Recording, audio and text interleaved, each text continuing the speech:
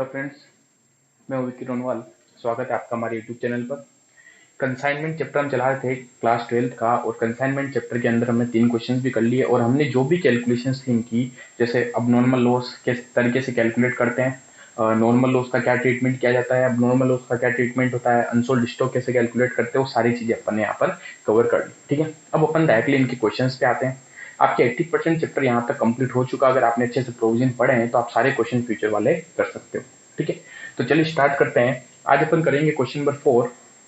But question number 4 से पहले मैं एक आपको पॉइंट समझाना चाहता हूँ, समझना अच्छे से। ए बी को जब गुड्स भेजता है, ए बी को जब गुड्स भेजता है तो किस रेट पर भेजता है? वो हमेशा उसको कॉस्ट वैल्यू पर भेजता है।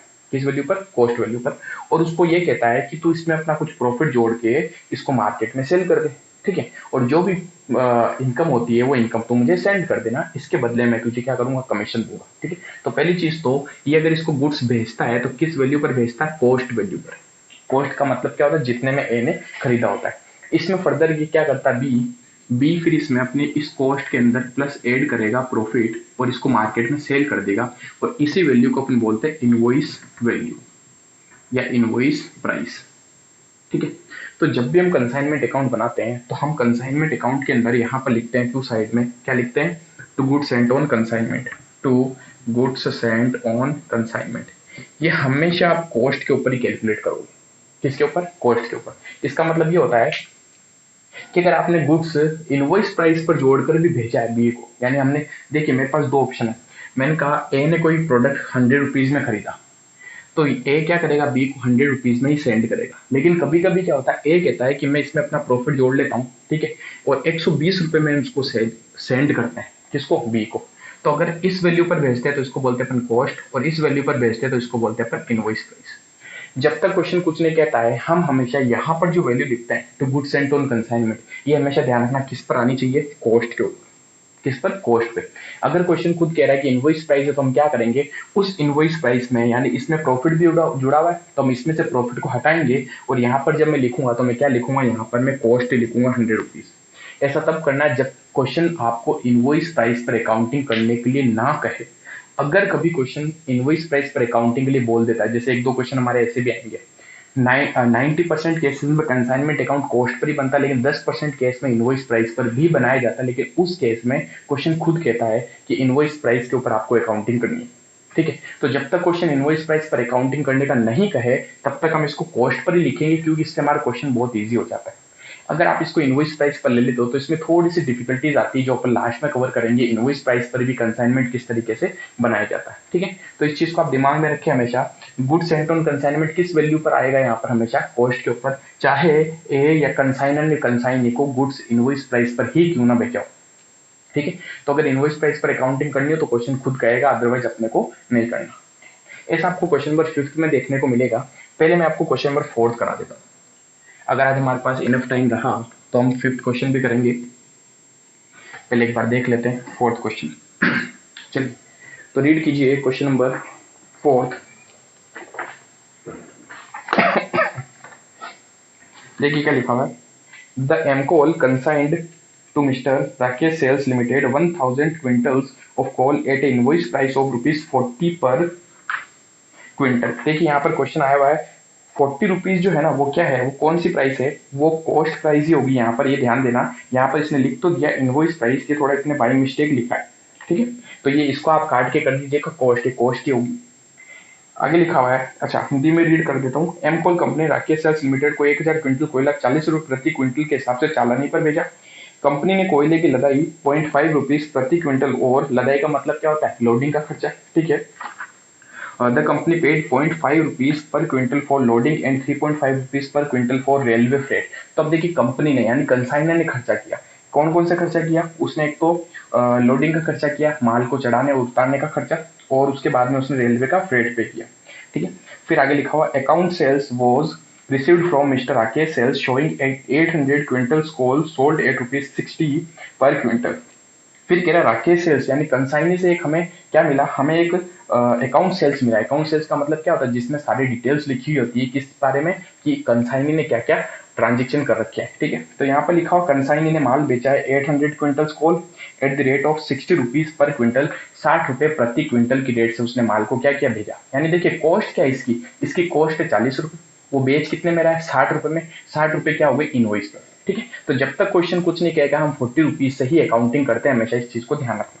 आगे यानी कॉस्ट के ऊपर अकाउंटिंग करते हैं।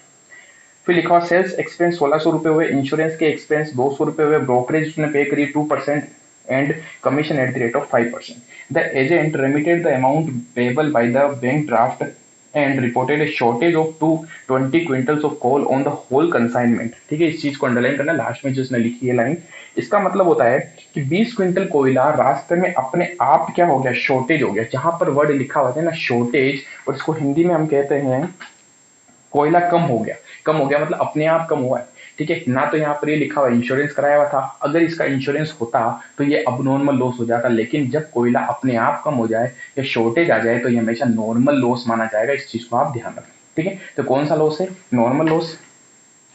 अब हमें क्या कह रहा है, prepare whole the consignment, prepare the necessary account in the books of M coal. तो देखिए क्वेश्चन ने सिर्फ यहाँ पर क्या बोला कि एम कोल की बुक्स बनानी है, बट हम क्या करेंगे, हम यहाँ पर दोनों की बुक्स बनाएंगे, सिर्फ एम कोल की नहीं। देखिए क्योंकि हम दोनों की बुक्स इसलिए बनाएंगे क्योंकि आपको थोड़ा क्लियरिटी आ जाए कि किस तरीके से हम अकाउंटिंग करते हैं और किस तरीके से दोनों की बुक्स प्रिपेयर होती है। 2-4 हम क्वेश्चन करेंगे तो ज्यादा क्लियरिटी आएगी। एग्जाम में अगर बोल दे सिर्फ एमकोल की बुक बनाओ तो हमें एमकोल की ही बुक बनानी है, एक पार्टी का बोले तो एक पार्टी की अपने को बुक्स प्रिपेयर करनी, ठीक है। तो चलिए स्टार्ट करते हैं क्वेश्चन। सबसे पहले हमारे पास दो पार्टीज है, एक है कंसाइनर और एक है कंसाइनी। तो कंसाइनर की बुक्स में लिखेंगे तो क्या लिखें, in the books of M coal. Consignor का नाम क्या है, एम कोल, ठीक है। और जो कंसाइन है उसका नाम है राकेश सेल्स। तो in the books of Rakesh sales, ठीक है। तो एम कोल की बुक्स में दो अकाउंट्स बनते हैं मेनली। पहला अकाउंट बनता है कंसाइनमेंट अकाउंट, और दूसरा अकाउंट इसकी बुक में कौन सा बनता है, कंसाइनी का अकाउंट। कंसाइनी कौन है, राकेश सेल्स। तो दूसरा अकाउंट हम इसकी बुक्स में बना लेंगे राकेश सेल्स, ठीक है। फिर इसके बाद में हम छोटे छोटे दो अकाउंट्स और बनाते हैं, कौन कौन से, एक इसकी बुक्स में बन जाता है गुड्स सेंट ऑन कंसाइनमेंट, और नेक्स्ट एक बनता है अनसोल्ड स्टॉक, ठीक है। तो अनसोल्ड स्टॉक का लास्ट में मैं आपको छोटा सा अकाउंट बना के बता दूंगा। इन लास्ट वाले दो अकाउंट में तो ज्यादा कुछ लिखना नहीं होता है, सिर्फ क्या लिखना होता है, इस गुड्स को ट्रांसफर करना होता है ट्रेडिंग अकाउंट के अंदर, ठीक है। तो चलिए कंसाइनमेंट अकाउंट स्टार्ट करते हैं। तो सबसे फर्स्ट देखिए एमकोल कंपनी ने राकेश सेल्स को 1000 क्विंटल्स गुड्स बेचा है, ठीक है। तो सबसे पहले तो माल भेजने पर एमकोल की बुक्स में एंट्री कर देंगे। अच्छा उसकी राकेश सेल्स में कौन कौन से अकाउंट्स बनेंगे, एक तो इसकी बुक में अकाउंट बन जाएगा एमकोल अकाउंट, ठीक है। और एक इसकी बुक में बन जाएगा कमीशन का अकाउंट,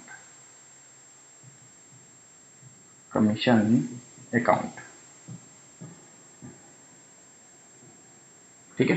चलिए तो सबसे पहले गुड्स भेजा गया तो कौन एंट्री करेगा, कंसाइन एंट्री करेगा। क्या एंट्री करता है, माल भेजने पर consignment account debit to goods sent on consignment. तो एंट्री कर देगा consignment account debit to goods sent on consignment. आपको एग्जाम में पूरा लिखना होगा, ठीक है, शॉर्ट में मत लिखना। तो देखिए कितना गुड्स भेजा उसने, 1000 क्विंटल मल्टीप्लाई, एक क्विंटल 40 रुपए का था, तो उसने टोटली कितने का गुड्स भेज दिया है, 40,000 रुपए का। क्या इसकी एंट्री राकेश सेल्स करेगा, नहीं करेगा। क्यों नहीं करेगा, क्योंकि राकेश सेल्स जो है वो सिर्फ अपने ट्रांजेक्शन्स को रिकॉर्ड करेगा, लेकिन कंसाइनर जो है, कंसाइनर खुद के ट्रांजेक्शन्स भी लिखता है और राकेश सेल्स के भी लिखता है, यानी कि ये सारे ट्रांजेक्शन्स की एंट्री करेगा, बट ये क्या करेगा, ये सिर्फ अपने अपने ट्रांजेक्शन्स को लिखेगा, ठीक है। तो आगे चलते हैं। फिर नेक्स्ट लिखा हुआ है कंपनी ने कुछ एक्सपेंस किया। देखिए लोडिंग का खर्चा था 0.5 रुपीज पर क्विंटल और रेलवे फ्रेट था 3.5 रुपीज पर क्विंटल। तो क्या मैं मान सकता हूं अगर हम, अच्छा कंपनी एक्सपेंस पे करिए, कंपनी मतलब एमकोल कंपनी, ठीक है, इसने खर्चा किया तो कंसाइनमेंट का भी खर्चा है। कंसाइनमेंट में एक्सपेंस होने पर कंसाइनमेंट को डेबिट करते हैं और इसकी जेब से पैसे गए तो क्या लिख देगा, टू बैंक, ठीक है, अब समझना हमारे पास ऑप्शन क्या है, दो ऑप्शन मेरे पास, या तो टू बैंक दो बार लिखूं, या क्या मैं इन दोनों एक्सपेंस को एक साथ जोड़ सकता हूँ? यस। 0.5 रुपीज पर क्विंटल, यानी एक क्विंटल पे 0.5 रुपीज तो लोडिंग का खर्चा आया, और रेलवे फ्रेट कितना है 3.5 रुपीज, तो टोटल मिला के एक क्विंटल के ऊपर 4 रुपए का खर्चा आ गया। ठीक है, तो आप इसको डायरेक्टली लिखिए 1000 मल्टीप्लाई 4। ठीक है, अब ये 4 कैसे आया वो आप लिख दें 0.5 प्लस 3.5। समझ गए? या इसको हटा दे तो ज्यादा बेटर है। 4 रुपए का नॉर्मली खर्चा हमारे पास में आया, तो हमने कितने का एक्सपेंस कर दिया? 4000 का। इसकी एंट्री वो नहीं करेगा, क्यों? क्योंकि वो सिर्फ अपने ट्रांजेक्शन को लिखेगा। ठीक है, चलिए आगे बढ़ते हैं। आगे लिखा हुआ राकेश सेल्स ने जो स्टेटमेंट दिया, ठीक है, अकाउंट सेल्स, उसमें क्या पता चला? उसने 800 क्विंटल सेल किया 60 रुपीज पर क्विंटल के हिसाब से। तो किसने सेल किया? राकेश सेल्स ने। आज ये राकेश सेल्स की बुक में राकेश सेल्स क्या एंट्री करेगा? राकेश सेल्स अगर गुड्स बेचेगा तो उसके पास पैसा आएगा, पैसा आएगा तो एंट्री करेगा बैंक बैलेंस बढ़ेगा, बैंक अकाउंट डेबिट। और मैंने आपको बता रखा है इसकी बुक में अगर एक चीज पता चल जाए कि डेबिट क्या होगा और क्रेडिट क्या होगा, ठीक है, या तो डेबिट पता चल जाए तो क्रेडिट क्या हो जाएगा? कंसाइनर। क्रेडिट पता चल जाए तो डेबिट क्या हो जाएगा? कंसाइन। यानी इसकी बुक में एक बार तो कंसाइनर का नाम आएगा ही आएगा। ठीक है, तो देखिए सिंपल सी एंट्री सोचिए, जब इसके पास पैसा आया तो क्या एंट्री करेगा? Bank account debit, bank balance बढ़ेगा, और टू में क्या आ जाएगा? कंसाइनर। कंसाइनर का नाम है यहाँ पर एम कोल। ठीक है, तो एंट्री करेगा bank account debit to M coal, तो एम कोल के अकाउंट में क्या आ जाएगा? By bank. ठीक है, और ब्रैकेट में लिख देगा सेल्स। उसने टोटली कितने क्विंटल सेल कर दिया? 800 क्विंटल 60 रुपीज की रेट से। 800 मल्टीप्लाई 60। ठीक है, तो कितने हो गए? 48,000 रुपीज में उसने क्या कर दिया? सेल कर दिया। क्या इसकी एंट्री कंसाइनर भी करेगा? डेफिनेटली करेगा। उसने माल बेचा तो इसका भी ट्रांजेक्शन है, ये कहेगा साहब मैं तो सारी चीजें लिखूंगा। ठीक है, अभी क्या एंट्री करेगा? क्या माल बेचने पर इनकम हो गई? यस, कंसाइनर की तो इनकम हो गई। इनकम हो गई तो कंसाइनमेंट को क्रेडिट करेगा, यानी कंसाइनमेंट अकाउंट के क्रेडिट में आएगा, और क्या एंट्री हो जाएगी? माल किसने बेचा? राकेश सेल्स। ठीक है, तो देखिए वो कोई ट्रांजेक्शन करता है तो ये अपनी बुक में उसका नाम लिखता है। ठीक है, ये कोई ट्रांजेक्शन करता है तो अपने बुक में इसका नाम लिखता है। ये याद रखें आप, यानी जो ट्रांजेक्शन करेगा उसका नाम तो डेफिनेटली आएगा। तो हम एंट्री करेंगे M coal account debit to consignment, तो यहाँ क्या जाएगा? बाय एम कोल, और ब्रैकेट में सेल्स। माल बिक गया, कितने का माल बिका? 48,000। समझ गए? सिंपल सा क्वेश्चन है, इतना कोई कंफ्यूजिंग है नहीं इसमें। नेक्स्ट आगे बढ़ते हैं। फिर उसने कुछ एक्सपेंस भी किए, किसने? राकेश सेल्स ने। कंसाइन इन एक्सपेंस किया। कंसाइन एक्सपेंस करेगा तो क्या एंट्री करेगा? उसकी जेब से पैसे गए, उसकी जेब से पैसे गए तो बैंक को क्या करेगा? क्रेडिट करेगा। ठीक है, बैंक बैलेंस बढ़ता है तो बैंक अकाउंट डेबिट, और पैसे जब चले जाते तो बैंक अकाउंट क्रेडिट, यानी कि क्या लिखेगा? टू बैंक, तो डेबिट क्या हो जाएगा? कंसाइनर। तो एंट्री कर देगा M Coal account debit to bank. Simple सी चीज है, पैसा आया तो बाई बैंक, गया तो टू बैंक। ठीक है, और यहाँ लिख देगा एक्सपेंस। अब उसने क्या क्या एक्सपेंस किया देखिए, उसने 1600 तो सेलिंग एक्सपेंस किए, 200 उसने इंश्योरेंस का एक्सपेंस किया। ठीक है, आगे लिखा हो 2% उसने ब्रोकरेज पे करी, और 5% उसने कमीशन दिया। ठीक है, अब समझना इस पॉइंट को अच्छे से। कमीशन जो है ना वो तो इसका खुद का कमीशन है। ठीक है, इसके अलावा इसने 3 एक्सपेंस किए। पहला एक्सपेंस इसने किया 1600 रुपए, दूसरा एक्सपेंस इसने किया 200 रुपए, और तीसरा एक्सपेंस जो है उसकी कैलकुलेशन समझना। यहां लिखा हुआ है क्वेश्चन के अंदर कितना परसेंट? 2% ब्रोकरेज पे कर रहा है। 2% किसका होगा बताइए? Brokerage. Rakesh sales good sell करेगा, है ना, तो ये ब्रोकरेज भी जो पे करेगा वो किस पे करेगा? जितने के यार इसने गुड सेल किया, इसने टोटली 48,000 का गुड्स क्या कर दिया? सेल कर दिया, जिसके ऊपर ये किसी को ब्रोकरेज भी पे कर रहा है। अपने से नीचे इसने किसी आदमी को रख लिया होगा, उसको बोला होगा कि भाई तू मेरा माल बिकवा दे, तुझे मैं क्या करूंगा? कुछ दलाली दूंगा, ब्रोकरेज पे करूंगा। समझ गए? तो उसने बोला ठीक है साहब 2% ब्रोकरेज होनी चाहिए। उसने माल बेचा 48,000 का, इसके ऊपर 2% अगर ब्रोकरेज देखें तो कितना होता है? देखिए मैं प्लस कर दूं 48,000 का 2%। इसको आप अलग लिख लो तो ज्यादा बेटर है, नहीं तो क्या है यहाँ लिख देता हूँ। तो पहले तो इसको लिख देते अपन 1600 प्लस 200 1800, तो ये हो गए। फिर इसने ब्रोकरेज पे की तो अगेन इसकी जेब से पैसा गया, क्या लिखेगा? टू बैंक, और यहाँ लिख देगा ब्रोकरेज। ठीक है, अब ब्रोकरेज अपन निकाल सकते हैं 48,000 उसका 2%। ठीक है, तो अमाउंट आ जाएगा 960। इन दोनों ट्रांजेक्शन को ये भी अपनी बुक में लिखेगा। देखिए दोनों ही ट्रांजेक्शन खर्चे हैं, उसने कोई खर्चा किया तो वापस किससे ले लेगा, इससे। तो इसका भी एक तरीके से क्या हो गया, खर्चा हो गया। खर्चा या एक्सपेंस होने पर इसको तो एक ही अकाउंट मालूम है, कंसाइनमेंट अकाउंट डेबिट। ठीक है, खर्चा होते ही तो कंसाइनमेंट को डेबिट करेगा। लेकिन अभी 2 में क्या करेगा, क्या लिखेगा, राकेश सेल्स। क्यों राकेश सेल्स, अच्छा हमने ये एम को लिख दिया था, सॉरी यहाँ एम को नहीं आएगा, राकेश सेल्स आएगा ना, राकेश सेल्स उसका नाम आएगा ना सामने वाले का। तो चलिए अब वो एक्सपेंस करा तो वापस हम क्या करेंगे, उसका नाम लिखेंगे। तो हम क्या लिख देंगे, टू राकेश सेल्स, और ब्रैकेट में आ जाएगा यहाँ पर एक्सपेंस। उसका टोटल एक्सपेंस आप चाहो तो दोनों को साथ में मिक्स करके भी लिख सकते हैं, क्योंकि दोनों एक तरीके से एक्सपेंस ही है ना। तो हम चाहे तो ऐसे लिख दें 1800 प्लस 960। ठीक है, टोटल कितने हो गए, 06 2760 रुपए। तो यहाँ तक कोई दिक्कत नहीं। अब आगे इसने बोला था इसको 5% कमीशन भी देना है। ठीक है, दे देते हैं, कोई दिक्कत ही नहीं। ये कमीशन देगा, क्या एंट्री करेगा, ये एंट्री करेगा कमीशन, इसके लिए इनकम है तो क्या लिख देगा, टू कमीशन। तो डेबिट क्या हो जाएगा, कंसाइनर। ठीक है, तो एंट्री कर देगा कंसाइनर यानी एमकोल अकाउंट डेबिट टू कमीशन। तो यहाँ आ जाएगा टू कमीशन। कमीशन की अपन कैलकुलेशन कर लेते हैं, सीधा बोला 5%, कुछ दिक्कत नहीं है इसमें। सीधा जितना भी उसने गुड सेल किया उसका 5% कैलकुलेट कर लेते हैं। तो 48,000 का 5%, ठीक है, कितना जाएगा, 2,400, 2,400। ठीक है, क्या ये खर्चा ये भी लिखेगा, यस। इसके लिए एक्सपेंस है, क्यों एक्सपेंस है, क्योंकि राकेश सेल्स को कमीशन देना, इसके लिए तो खर्चा हो गया। खर्चा होते कंसाइनमेंट को क्या करेगा, डेबिट, और टू में लिख देगा किसका नाम, राकेश का, क्योंकि राकेश को देना है। ठीक है, टू राकेश, और ब्रैकेट में लिख देगा कमीशन 2,400। तो आई होप यहां तक कोई दिक्कत नहीं होगी। अब आगे देखिए एक पॉइंट है, कह रहा कि जो भी अमाउंट था ना, इसका जो बैलेंस बचा था वो बाई बैंक सेटल हो गया। तो वो तो लास्ट में अपन बैलेंसिंग फिगर निकालते हैं इनके अकाउंट से। ठीक है, वो होता है। अब इस क्वेश्चन में देखिए हमें दो चीजों की कैलकुलेशन करनी है। एक तो अबनॉर्मल लॉस। क्या अबनॉर्मल लॉस को कहीं पर भी हम अकाउंटिंग में लिखते हैं, नहीं लिखते। लेकिन जब हम कैलकुलेशंस करते हैं किस चीज की, अबनॉर्मल लॉस की या फिर अनसोल्ड स्टॉक की, तो वहां पर इसका इफेक्ट आता है। इस क्वेश्चन में हमारे पास में अबनॉर्मल लॉस तो था ही नहीं, तो फिर दूसरी चीज हमारे पास में क्या बच गई, अनसोल्ड स्टॉक। तो हमें सबसे पहले यहाँ पर अनसोल्ड स्टॉक निकालना पड़ेगा।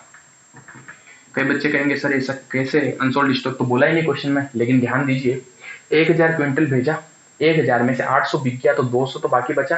200 में से भी चलो नॉर्मल लॉस हो गया 20, तो 180 तो बचा ही बचा ना हमारे पास, उसकी वैल्यूएशन भी तो करनी पड़ेगी। ठीक है, तो अनसोल्ड स्टॉक को लिखते कहाँ, बाई साइड में, बाय अनसोल्ड स्टॉक।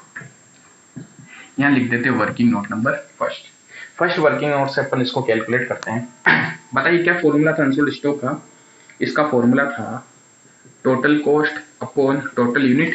जब नॉर्मल लॉस होता है तो नॉर्मल लॉस हमेशा याद रखें माइनस करना होता है, तो यहीं से मैं माइनस कर दूंगा नॉर्मल लॉस यूनिट। ठीक है, और मल्टीप्लाई अनसोल्ड स्टॉक यूनिट, बन गया फॉर्मूला। अब इस क्वेश्चन के अंदर अपने को टोटल कॉस्ट पता नहीं है, अभी कैलकुलेट करते हैं। टोटल यूनिट तो मालूम है, टोटल 1,000 क्विंटल कोयला भेजा उसने। ठीक है, इसमें से माइनस 20 कोल क्या हो गया, 20 क्विंटल कोल क्या हो गया, लॉस हो गया रास्ते में। ठीक है, तो चलो माइनस कर देते, नॉर्मल लॉस है तो हमारा, और मल्टीप्लाई। अब देखिए अनसोल्ड कितना बचेगा, समझना अच्छे से। 1,000 क्विंटल बेचा, जिसमें से 800 तो सेल हो गया, पीछे बचे 200, 200 में से भी 20 क्या हो गया, लॉस हो गया। तो बचा कितना हमारे पास में, 180। ठीक है, अब हमें अगर एक चीज और पता चल जाए टोटल कॉस्ट, तो पूरा क्वेश्चन सोल्व हो जाएगा। देखते हैं टोटल कॉस्ट कैसे निकालें। टोटल कॉस्ट में क्या होता है, गुड्स सेंट, स्पेस रखता हूं, टोटल कॉस्ट में क्या क्या चीजें जोड़ते हैं अपन, गुड्स सेंट ऑन कंसाइनमेंट। बताइए कितने का माल भेजा टोटली, 40,000 रुपीज का, 40,000 का। ठीक है, उसके बाद में इसमें ऐड करते हैं अपन एक्सपेंस बाय एमकोल। एमकोल के तो सारे एक्सपेंस ले लेते हैं। एमकोल ने टोटल देखी ये एक्सपेंस का रखा होता है 4,000 रुपीज। ठीक है, और ऐड करते हैं अपन क्या, non recurring expense by Rakesh. Rakesh के कौन से expense, non recurring. Non recurring expense में देखिए क्या क्या चीजें आएंगी यहाँ पर। नॉन रिकरिंग एक्सपेंस में इसने जो एक्सपेंस किया था देखना पड़ेगा, एक तो गुड्स को सेल करने के लिए इसने सेलिंग एक्सपेंस क्या 1600 नहीं आएगा, 200 इंश्योरेंस नहीं आएगा। क्यों नहीं आएगा? क्योंकि देखिए पहले सेलिंग का खर्चा आया है, फिर इंश्योरेंस का आया है। इसका मतलब इसने इंश्योरेंस जो किया है ना, ये आफ्टर गो डाउन किया है, यानी गो डाउन में पहुंचने के बाद में इसने इंश्योरेंस किया है। तो इसका कोई भी खर्चा यहाँ पर नहीं दिया जाएगा, यानी रास्ते में इसने कोई एक्सपेंस किया ही नहीं। तो टोटल इसकी कॉस्ट आ जाएगी 44,000 रुपीज। ठीक है, तो 44,000 अपॉन में ये अभी निकाल लेते हैं। 44,000 अपॉन में 980 multiply 180 is equals to 44 divide by 980 multiply 180, तो 8081.63। ठीक है, तो पॉइंट को हटा दो, 82 कर दो, ये हमारे पास आ गया अनसोल्ड स्टॉक। ठीक है, अनसोल्ड स्टॉक को लिख दीजिए यहाँ पर 8082। अब हमारे पास में आ जाएगा प्रॉफिट। क्लियर? चलिए इसको एक बार उतारिए आप यहाँ तक।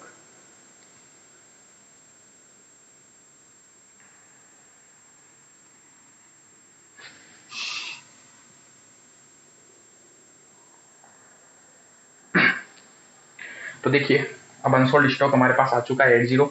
अब निकाल लेते हैं प्रॉफिट। ठीक है, तो प्रॉफिट की कैलकुलेशन के लिए देखिए जिसकी टोटल ज्यादा है इसकी ज्यादा लग रही है, यस।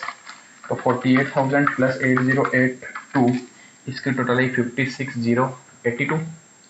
56,082 में से ऊपर जो भी हो लेस कर दे तो क्या जाएगा, 2 P&L बैलेंसिंग फिगर। ये आ गया हमारा प्रॉफिट। ठीक है, निकाल लेते हैं -40 -4,000 2760 -2400, तो 6922 आ गया। सिंपल है। तो चलिए पहला अकाउंट फिनिश।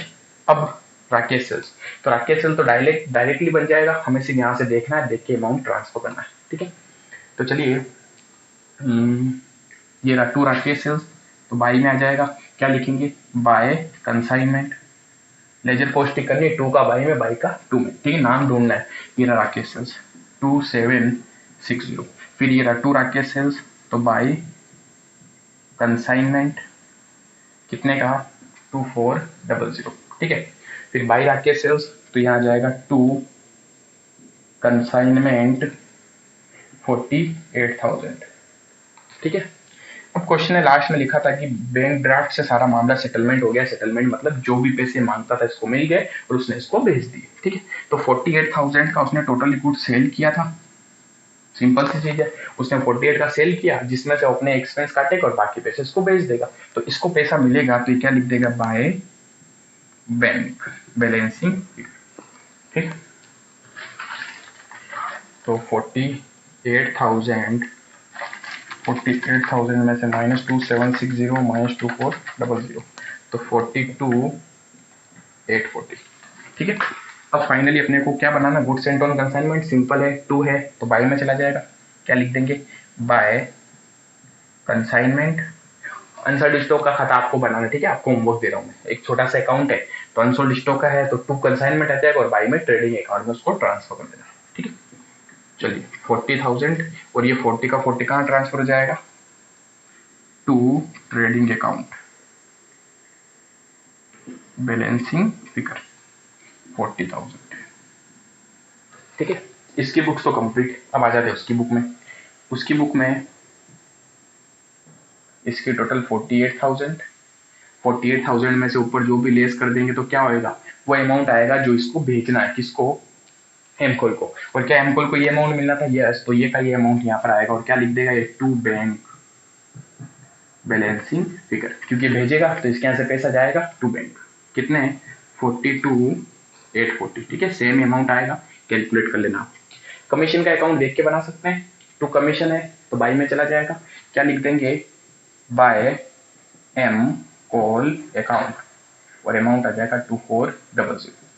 ठीक है, इसके बाद जो भी इसका बैलेंसिंग फिगर हो कहाँ ट्रांसफर कर देना, P&L में, प्रॉफिट एंड लॉस में, तो आ जाएगा 2 P&L बैलेंसिंग फिगर 2400। ये हमारे पास में छोटा सा क्वेश्चन था, क्वेश्चन नंबर 4। ठीक है, बहुत अच्छा क्वेश्चन था, फटाफट यहाँ तक उतारिए, देखते हैं। नेक्स्ट क्वेश्चन आज नहीं हो पाएगा, थोड़ा हम भी थक गए हैं, तो आपकी नेक्स्ट क्लास में हम नेक्स्ट क्वेश्चन करवाएंगे। ठीक है, थैंक यू।